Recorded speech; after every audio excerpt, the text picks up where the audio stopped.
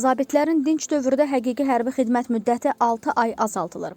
Bu, Milli Məclisin Müdafiə Təhlükəsizlik və Korrupsiya ilə Mübarizə Komitəsinin bugün keçirilən iclasında müzakirəyə çıxarılan hərbi vəzifə və hərbi xidmət haqqında qanuna təklif olunan dəyişiklikdə öz əksini tapıb.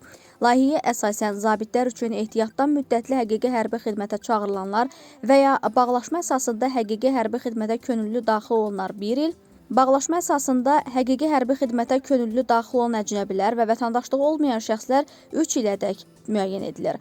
Qüvvədə olan qanuna əsasən dinc dövrdə həqiqi hərbi xidmətin müddəti ehtiyatdan həqiqi hərbi xidmətə çağırılanlar və ya könüllü daxil olan zabitlər üçün 1 il 6 aydır.